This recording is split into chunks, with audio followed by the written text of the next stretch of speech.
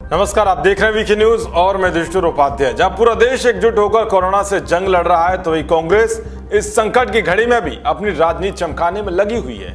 Corona काल में लगातार सोनिया गांधी और राहुल गांधी काम की बात कम कर रहे हैं और केंद्र सरकार की व्यवस्थाओं पर सवाल उठाते हुए राजनीति ज्यादा कर रहे हैं। इसी बीच कांग्रेस ने अब श्रमिक स्पेशल ट्रेनों पर राजनीति शुरू कर दी है। केंद्रीय गृह मंत्रालय के दिशा निर्देशों के बाद भारतीय रेलवे ने सभी राज्यों में फंसे श्रमिकों और छात्रों को उनके गृह राज्य में वापस भेजने के लिए स्पेशल ट्रेनों की व्यवस्था की है।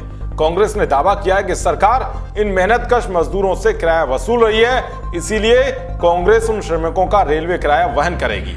अब यह सवाल उठता है कि जो किराया पहले से ही फ्री है तो उससे वहन करने की बात कहकर क्या कांग्रेस अपनी राजनीति चमकाने का काम नहीं कर रही है? क्योंकि रेलवे ने 2 मई को ट्वीट किया था जिसमें साफ साफ कहा गया है कि किसी को टिकट खरीदने के लिए स्टेशन आने की जरूरत नहीं है, क्योंकि वही लोग यात्रा कर सकेंगे जिन्हें राज्य सरकारों ने चुना है। साथ ही उनका पूरा किराया और भोजन पानी के लिए भी राज्य सरकारें ही खर्चा कर रही हैं। अब आप खुद सोचिए, जहाँ टिकट बिक्री चालू ही नहीं है तो मजदूरों से किराया वसूले जाने की बात कहां से आई? रेलवे ने उन यात्रियों को स्टेशन आने से भी मना किया है जिन्हें राज्य सरकार नहीं ला रही है। तो फिर कांग्रेस इस कोरोना काल में लोगों को भ्रम में क्यों डाल रही है? और तो और आरोपों के बीच रेल मंत्रालय ने भी अपनी सफाई में कहा है कि भारतीय रेलवे प्रवासी मजदूरों के टिकट के लिए सामान्य चार्ज वसूल रही है, वो भी राज्य सरकारों से सिर्फ 15% ही ले रही है।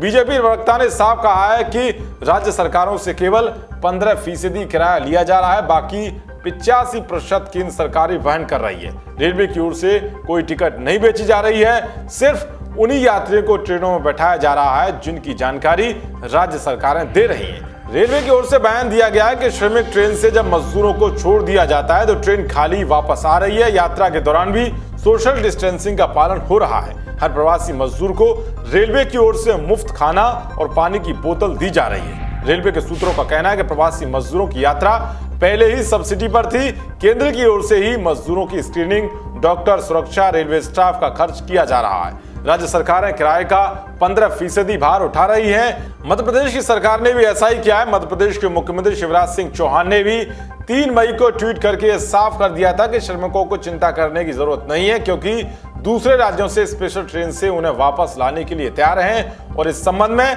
राज्य और केंद्र सरकार रेल मंत्रालय के साथ मिलकर प्रयास कर रहे हैं। उन्होंने ये भी जानकारी दी थी कि किराया भी प्रदेश सरकार वहन करेगी। बावजूद इसके कांग्रेस पार्टी किराया वहन करने की बात कह रही है। दरअसल कांग्रेस पार्टी के आधिकारिक ट्विटर हैंडल से बताया गया है कि कांग्रेस अध्यक्ष सोनिया गांधी ने फैसला लिया है कि प्रदेश कांग्रेस कमेटी की हर इकाई हर जरूरतमंद श्रमिक और कामगार के घर लौटने की रेल यात्रा का टिकट खर्च वहन करेगी और इस बारे में जरूरी कदम उठाएगी।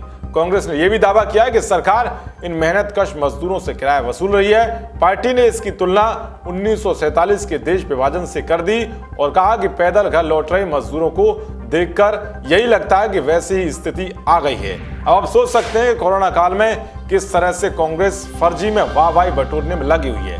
दरअसल सरकार की ओर से श्रमिकों के लिए ट्रेन चलाने की घोषणा के बाद पत्रकार रोहिणी सिंह और वामपंथी नेता सीताराम येचुरी सहित रवीश कुमार जैसों ने किराया वसूले जाने की अफवाह फैलाई थी, जिसका आधार द हिंदू की एक खबर को बनाया गया था, जो भ्रामक और झूठी थी। शुरुआत में जरूर कुछ संशय था, लेकिन जब शिवराज सिंह चौहान सहित अन्य मुख्यमंत्रियों ने इस पर स्पष्टीकरण दिया कि राज्य सरकारें खर्च वहन करेंगी, तो भी इनका प्रोपेगेंडा चलता रहा। छत्तीसगढ़ के मुख्यमंत्री भूपेश बघेल ने तो पूछ दिया कि मजदूरों का किराया राज्यों पर क्यों थोपा जा रहा है, कांग्रेस का इस पर क्या कहना है? तो फिर राहुल गांधी ने भी एक नया झूठ फैलाया। उन्होंने दावा किया है कि एक तरफ रेलवे दूसरे राज्यों में फंसे मजदूरों से टिकट का भाड़ा वसूल रही है, तो वहीं दूसरी तरफ रेलवे मंत्रालय पीएम केयर फंड में 151 करोड़ रुपए का चंदा दे रहा है। रेलवे ने देश हित में कोरोना से लड़ने के लिए वित्तीय मदद दी, तो इसमें गलत क्या है? और रेलवे ने वो रुपए कहां से दिए थे ये भी हर किसी को पता है, क्योंकि केंद्रीय रेल मंत्री पीयूष गोयल और राज्य मंत्री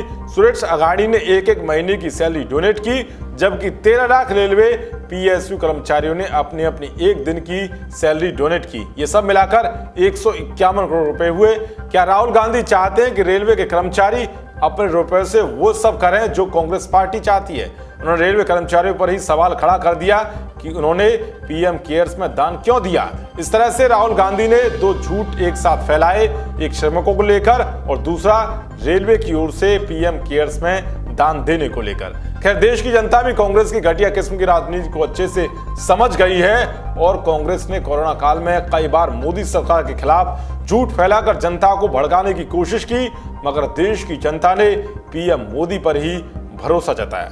देश और दुनिया की तमाम खबरों को पाने के लिए देखते रहिए वीके न्यूज। जय हिंद, जय भारत।